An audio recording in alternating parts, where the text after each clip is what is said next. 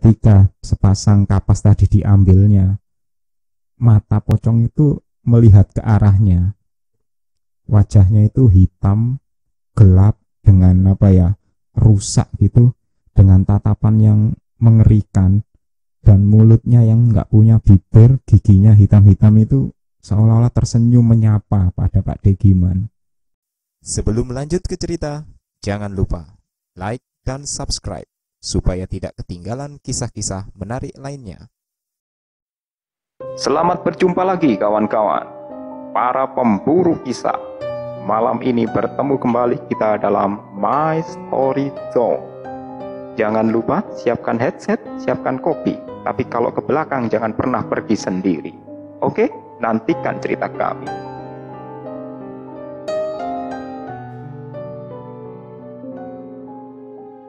Halo sobat pemburu kisah, Assalamualaikum warahmatullahi wabarakatuh. Jumpa lagi di Misteri Zone, kumpulan cerita-cerita misteri dari para kontributor maupun pengalaman pribadi. Dengan saya, Pak Jack, dan rekan di sebelah saya, Kang Surya. yang mana di fragmen kali ini kita punya satu cerita yang cukup menarik. Iya betul Pak Jack. Mungkin Kang Surya sedikit diceritakan kisah tentang apa ini Kang Surya? Nah, jadi Pak Jack ingat nggak fragmen kita sebelumnya itu tentang tetangga saya, Mbah Sepuh yang kita sebut namanya Mbah Sri aja ya. Nah, setelah beliau berkisah ke kita, istilahnya berbagi cerita dengan kita, kemarin dia kan sekeluarga kan punya adik laki-laki yang paling buncit. Ya kita sebut aja Mbah Giman ya. Tapi saya biasanya manggilnya Pak D karena selisih usianya dengan Mbah Sri itu cukup jauh. Jadi saya biasanya manggilnya Pak D walaupun harusnya manggilnya Mbah gitu. Jadi tiba-tiba ini Mbah Giman ini ketemu saya, ngajak ngobrol. Dia juga cerita, "Leh, aku yang mau cerita. Leh, saya juga punya cerita. Ya hampir sama lokasinya. Ayo kalau kamu mau dengerin tak ceritakan." Nah, katanya gitu. Ya akhirnya maulah kita, tentu senang hati, kita kan pemburu kisah gitu. Iya benar. Nah, para sobat pemburu kisah mau tahu ceritanya lebih lanjut, mari kita dengarkan Kang Surya. Nah oke. Jadi ini ceritanya mungkin dengan yang fragmen sebelumnya kan kira-kira 10 tahun setelah itu. Jadi Pak Degiman, kita sebut Pak D aja ya. Pak Degiman ini waktu itu kira-kira tahun 80-an lah. Jadi Pak Degiman waktu itu kan kerjaannya masih belum settle ya. Jadi kerja serabutan apa aja dilakui. Kadang-kadang beliaunya jadi kuli, iya, terus jadi tukang, iya. Kadang-kadang paling sering di stasiun. Dia di stasiun itu bantu bawa angkut-angkut barang-barang. Jadi ya kegiatannya, aktivitasnya seperti itu. Kalau sekarang ya alhamdulillah sudah jadi pedagang, beliaunya usaha dagang. Nah ini cerita waktu Pak Degiman ini masih usia 30-40an lah. Jadi tahun segitu itu dia masih punya 2 anak kecil gitu, istri sama anak di rumah. Nah ceritanya Pak Degiman ini waktu itu lagi di stasiun tempat dia bekerja itu lagi padat jadwalnya. Jadi karena banyak orang bekerja yang angkut-angkut barang itu kan biasanya digilir. Jadi ada grupnya sendiri, grup pagi, grup siang, grup sore, grup malam lah. Karena semakin banyak yang kerja, Pak Degiman ini juga jatah kerjanya juga mulai berkurang. Padahal kebutuhannya cukup banyak waktu itu. Nah, sementara untuk kegiatan tukang, kuli dan lain sebagainya itu lagi sepi. Akhirnya Pak Degiman ini pun selain jadwal jadi kuli angkut di stasiun, sehari-hari kalau enggak salah setahu saya waktu itu ya beliau ini ngumpulin botol-botol bekas gitu ceritanya. Jadi ya ngumpulin barang-barang yang masih bisa dijual lagi. Jadi botol-botol bekas, terus barang-barang bekas yang dibuang di sampah kemudian dikumpulkan, diserahkan ke pemasok, baru ditimbang, dijual lagi. Kadang-kadang juga koran-koran dan kardus-kardus kertas bekas gitu. Nah, waktu itu beliau masih kondisinya memang agak sulit. Nah, akhirnya karena kegiatan ekonomi yang tidak sebagus yang diharapkan, beliau waktu itu mencari pekerjaan tambahan. Nah, syukur-syukur ada tetangga juga itu juragan, itu beliau itu juragan yang mengumpulkan itu buah kapuk. Jadi buahnya pohon randu itu Pak Jack. Jadi pohon randu kan buah kapuknya yang kering itu biasanya punya serat-serat kapuk seperti kapas yang halus seperti sutra gitu. Nah, itu kalau zaman dulu itu dikumpulkan biasanya diolah untuk jadi isinya kasur, isinya bantal, guling dan sebagainya. Jadi ya memang pekerjaan yang terlihat sepele tapi sebenarnya kalau dikumpulkan dalam jumlah besar ya ada hasilnya gitu. Karena ditawari oleh tetangga yang juragan itu hanya untuk mencari, walaupun bukan pekerjaan tetap, tapi minimal per karung nanti dihargai sekian rupiah, ya diambil sajalah sama Pak Degiman. Apalagi waktu itu mencari kapuk di daerah sekitar tempat saya kan masih banyak pohon-pohon randu mungkin zaman-zaman waktu saya belum lahir itu. Nah, akhirnya dilakuilah pekerjaan mencari kapuk sebagai pekerjaan sampingan. Jadi walaupun mungkin targetnya hanya diminta untuk 2 minggu karena memenuhi pesanan serat-serat kapuk yang diminta itu mungkin hanya 2 minggu lah pekerjaan, tapi Pak Degiman ini sudah start dari awal. Jadi mencari biji-biji kapuk yang tua berjatuhan, biji buah-buah randu itu kemudian dibuka kulitnya, dalamnya yang berisi serat-serat seperti sutra itu putih seperti halus kapas itu diambil semua, ada biji-bijinya yang kecil-kecil bulat itu dibuang, dipisahkan, kemudian dimasukkan ke dalam karung. Jadi begitulah, jadi mencari buah-buah kapuk yang ada kulitnya dikumpulkan di rumah, kemudian dipisahkan kulit dengan serat-serat di dalamnya. Nah, kegiatan itu berlangsung selama beberapa hari sebagai kegiatan sampingan Pak Degiman. Nah, akhirnya waktu itu target yang diminta beberapa karung itu masih belum tercapai gitu. Akhirnya Pak Degiman waktu itu berpendapat ya mungkin terpaksa lah malam hari pun harus nyari gitu, karena mungkin jadwal jadi kuli angkut di stasiun kan mungkin ada jadwalnya pagi siang sore, kalau malam nggak diambil, jadi malamnya bisa nyari itu tadi buah randu, buah kapuk itu tadi. Berbekal pinjam ke tetangga waktu itu, katanya Pak Degiman, aku pinjam ke tetangga itu senter, tapi ya karena baterainya sudah hampir mati katanya, itu baterai itu dijemur dulu. Ya ini mungkin trik-trik orang zaman dulu katanya ya, kalau baterai sudah hampir mati itu dijemur seharian, itu dimasukkan ke dalam senter masih bisa nyala walaupun sebentar, nggak normal gitu, tapi masih mampulah menyala walaupun redup-redup itu masih bisa dipakai. Akhirnya setelah baterai dijemur, kemudian jam 8 malam itu bergerilya. Ini Pak Degiman ini keliling mencari kapuk di area sekitar tempat tinggalnya.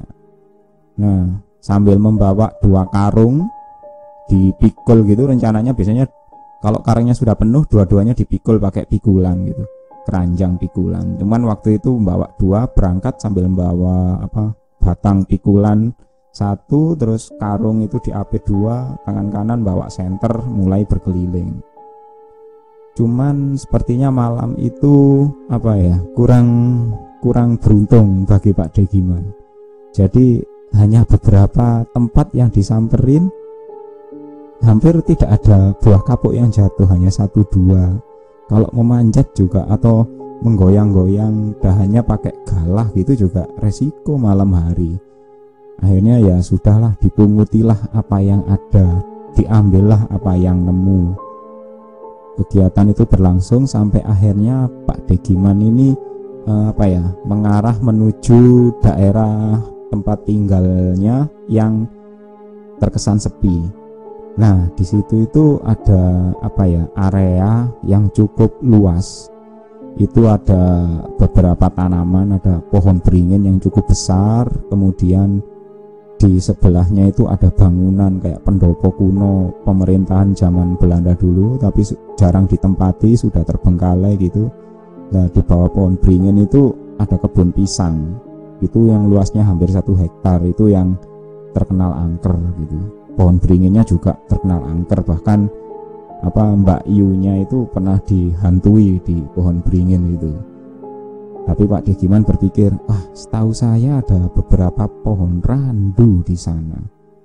Ya, jangan-jangan karena tempat itu sepi, terus tempat itu juga jarang ada aktivitas, agak terbengkalai, mungkin banyak buah-buah randu, buah-buah kapuk yang berjatuhan tapi tidak diambil oleh orang-orang karena mungkin tempatnya sepi, apalagi kalau malam. Tapi Pak Degiman juga berpikir tempat itu kalau malam agak gimana gitu. Tapi kan sudah ada senter, bodoh amat, nyari kesana aja. Masa malam ini nggak dapat apa-apa sama sekali. Berangkatlah Pak Degiman ke sana. Di area tersebut memang ada beberapa pohon randu yang berbatasan dengan kebun pisang. Nah, Pak Degiman datang ke sana itu dengan lampu senter yang lumayan nyala lah walaupun redup. Dia itu mulai berburu. Ternyata benar, buah-buah kapuk dari tanaman randu yang ada di sana itu cukup banyak. Buah-buah tua yang sudah kulitnya pecah dan kelihatan kapuknya mulai keluar itu banyak yang berjatuhan. Sesuai dugaan Pak Degiman, karena tempatnya sepi, terbengkalai, jarang orang yang mau ngambil. Akhirnya mulailah Pak Degiman itu berkeliling menyusuri beberapa pohon randu yang masih terjangkau, yang masih berdiri di pinggiran jalan setapak yang sepi dalam kondisi gelap sambil menyalakan lampu senter pinjaman yang sudah mulai redup. Nah, waktu sudah kira-kira sudah jam 10-an malam. Pak Degiman terus berkeliling mengisi karungnya dengan buah-buah kapuk yang berjatuhan. Karena biasanya Pak Degiman ini untuk buah-buah kapuknya itu diambili saja, langsung dimasukkan karung, termasuk dengan kulit-kulitnya yang masih terbungkus kulit yang sudah tua dan coklat kehitaman itu. Kemudian nanti sampai di rumah baru buah itu dipisahkan dengan serat-serat kapuknya. Jadi ya Pak Degiman malam itu berjuang untuk mentarget supaya 2 karung yang dia bawa itu bisa terpenuhi sepenuhnya gitu. Setelah berkeliling cukup lama, hampir setengah jam atau lebih, dengan lampu senter yang sudah mulai meredup, tentu itu sangat terbatas. Nah, Pak Degiman ini berkeliling ke sekitar itu memang dapat banyak, tapi 1 karung itu belum penuh. Akhirnya Pak Degiman berpikir, wah, ini cukup banyak sesuai perkiraan, tapi hanya 1 karung kayaknya. Lah, masa pulang hanya 1 pikulan saja, kan berat sebelah gitu, capek bawanya, apalagi pikulan seperti ini. Kalau dipisah jadi 2, separuh ditaruh karung 1, separuh karung satunya juga tanggung amat gitu. Gelap gini pakai senter mindahin 1 demi 1 juga kurang kerjaan, pikirnya gitu. Akhirnya Pak Degiman melihat ada 1 pohon randu yang cukup besar. Itu posisinya berdiri di pinggiran pagarnya kebun pisang yang lebat, kebun pisang yang pisang yang berhektar-hektar itu. Dia berdiri di situ. Di sampingnya ada sungai, jadi biji atau buah pohon randu itu yang berjatuhan itu kalau nggak jatuh ke sungai ya jatuh ke bagian dalam kebun pisang. Nah, Pak Degiman berpikir apa nyari ke situ, tapi biasanya dengan lebatnya kebun pisang ya agak sulit lah Pak Degiman. Tapi ya sudahlah, dicoba saja, mungkin siapa tahu dapat banyak. Mulailah Pak Degiman mengambil buah-buah biji-biji kapuk yang berjatuhan di sekitar luarnya pagar. Dapat beberapa, dimasukkan karung. Pak Degiman menyeret karungnya yang belum terisi separuh, sedikit pun belum terisi itu diseretnya memasuki pagar menerobos sambil membungkuk pagar kebun pisang itu. Nah, kebun pisang itu sangat gelap dan juga rimbunnya luar biasa. Banyak tunas-tunas pisang itu yang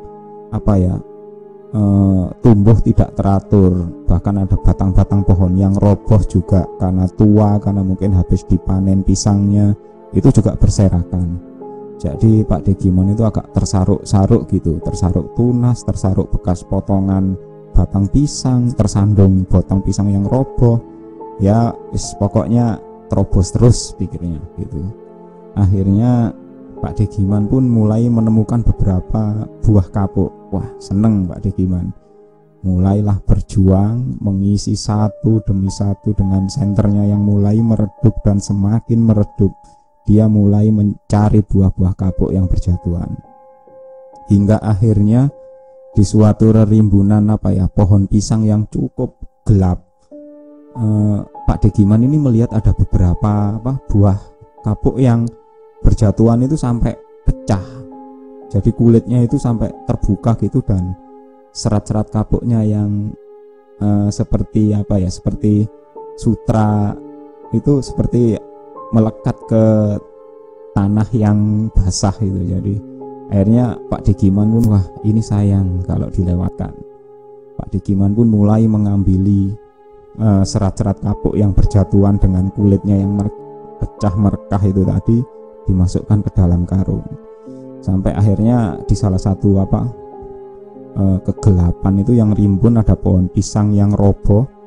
Pak Degiman itu naik duduk di atas pohon pisang, batang pisang yang roboh itu, karena kondisi gelap ya, jadi ya mengambil itu dengan senternya yang semakin hampir habis ini, mengambil di sekitar pohon pisang yang roboh yang batang pisang itu. Nah, diambil satu demi satu, ada beberapa serat-serat kapuk itu yang terpisah dari kulitnya, jadi berserakan gitu. Untunglah malam itu tidak ada angin, jadi biasanya kan serat-serat kapuk selembut sutra itu kan kalau kena angin kan berterbangan itu, karena mungkin masih melekat dengan bijinya, jadi diambillah, dicomot satu-satu gitu, langsung dimasukkan ke dalam karungnya. Sampai akhirnya ada terlihat ada seonggok atau dua onggok itu yang berkumpul gitu, satu kepalan tangan gitu. Serat-serat kapuk itu berkumpul di ujungnya batang pisang yang roboh itu. Dengan senter yang semakin meredup, Pak Degiman itu perlahan menggeser duduknya di atas pohon pisang, batang pisang yang roboh itu, menuju ke arah untuk mencomot kapuk tadi. Ya karena mungkin batang pisangnya itu kan sudah tua, rebah gitu, jadi kayak lembab gitu ya. Jadi serat-serat kapuk itu seperti waktu dicomot itu agak lengket, agak menempel gitu. Ini ada dua buah ini kok nggak ada kulitnya, tapi kok serat kapuknya menempel di pisang ini, mungkin jatuh ini. Diambilnya sama Pak Degiman, dicomotnya agak lengket gitu, diambil satu. Kok rasanya aneh ya. Dibiarkan saja, dipegang tangan kiri. Yang sebelahnya diambil satu lagi, serat-serat kapuk yang putih itu diambil, dipegang kok lengket juga. Akhirnya diraba-raba itu sama Pak Degiman, kok ini dua buah serat kapuk ini kok bisa yang ngumpul jadi satu begini, nggak ada bijinya, nggak ada kulitnya, kok menempel di tempat yang jatuh, kok bisa pas di batang pisang gitu. diraba lagi, Pak Degiman ragu. Kok tidak halus, kok tidak lembut seperti sutra gitu. Kok ini rasanya ini bukan serat kapuk ini. Ini pasti kapas. Pak Degiman mulai berpikir, kok bisa di tempat pohon randu yang harusnya ada serat-serat kapuk ini kok malah ada kapas gitu. Nah, Pak Degiman pun melihat lagi tempat jatuhnya serat kapuk tadi. Jatuhnya ada 2 buah dan ukurannya sama. Ternyata ini kapas. Dan ketika Pak Degiman mengambil senternya untuk menyorot tempat jatuhnya tadi itu, baru dia sadar ini memang kapas. Dan kapas itu 2 buah, sepasang kapas yang seonggok itu tadi yang dicomotnya, itu adalah penutup matanya mayat. Saat itu langsung dilihat dengan cahaya senter yang meredup.